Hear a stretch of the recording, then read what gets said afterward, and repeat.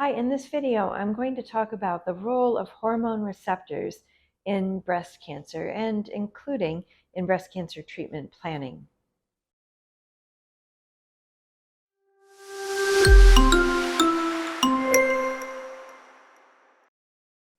Before I go on, I'd love to invite you to subscribe to our channel. We put out about 3 videos a week, so there's always new content. So we get a lot of questions about hormone receptors. So I'll talk about what they are and what they mean and what they are not. Hormone receptors do not relate to the level of hormones in your body. So we all have hormones in our body, men, women. We have androgens, which are thought of as male sex hormones, and we have estrogens, which are thought of as female sex hormones.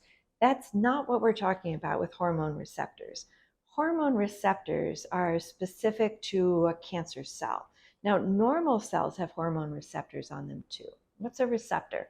A receptor is sort of like a socket or a little cavity, if you will, something that something can fit into. If you think about, trying to think of a good analogy, like a light bulb that plugs into a socket or a plug that plugs into an outlet, hormone receptors are the receiving end. And then the hormones in our bodies attach or sit in those receptors. If a tumor does not have hormone receptors, blocking them or reducing the level of light bulbs, if you will, in the house won't affect anything because there's no seat, there's no socket or outlet for hormones to sit into.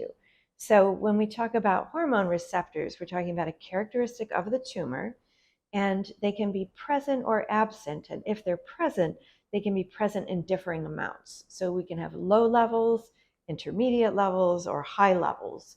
You may see in pathology reports low positive estrogen receptors, intermediate positive, or strongly positive.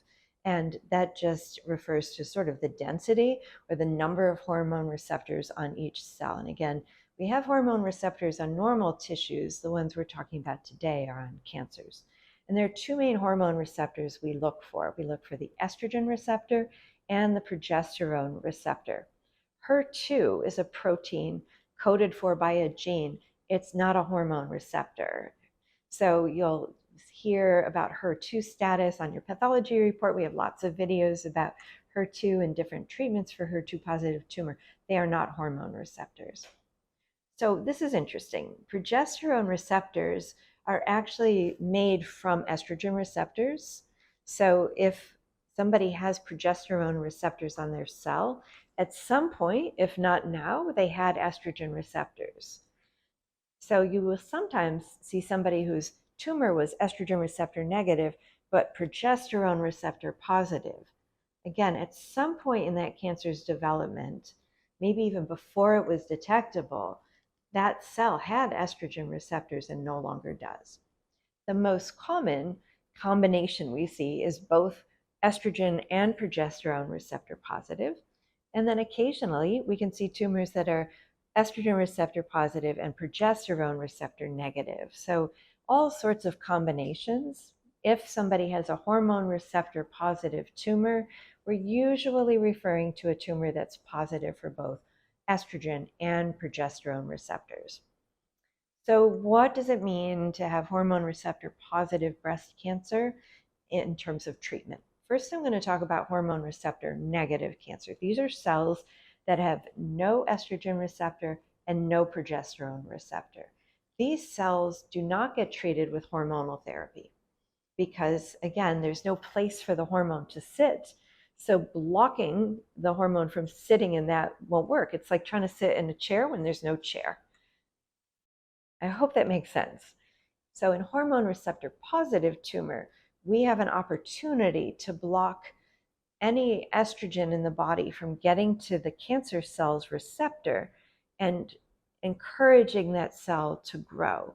So estrogen sits in the estrogen receptor and it stimulates or facilitates cancer cells to grow. So what we'd like to do is either block the receptor so that your own body's estrogen can't get in there, or decrease estrogen in your body so that that socket might be there, but there's no circulating estrogen to get in there.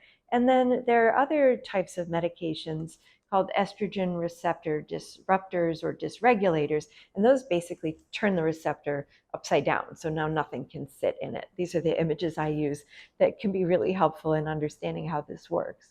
So tamoxifen, which we have a video about, blocks the estrogen receptor because it looks enough like estrogen so it can sit in that seat. It doesn't have the same strong effect on the cancer cells, but so it's sort of like somebody showing up to work who hasn't finished training, so that the person who has finished training can't get in that seat because somebody else is sitting there. So we've talked about a chair, and imagine this is the highly trained person, the estrogen, and it wants to sit in here and do its job. If we put somebody who's not as well trained in the same seat, they're not going to get as much work done, and the highly trained person can't sit in the chair. Let me know in the comments if this is a helpful analogy. The aromatase inhibitors will take estrogen in your body and shut off its production from male sex hormones to female sex hormones. Even after we stop making estrogen in the ovaries, we make lots of estrogen in our body. And we want to shut that off so that that chair is left empty and it doesn't get stimulated to make the cell divide. And then finally, the estrogen receptor disruptors are used in general in people with advanced disease because they're given by injection, but they work just by taking the chair apart. So they actually mess with the receptor's anatomy itself. So I hope this has been helpful. As always, please drop comments or questions below. I try to get back to you within a week or two. You can put a comment in on your own experience. Maybe there's an analogy that's worked really well for you, you'd be willing to share with the Yerbba community.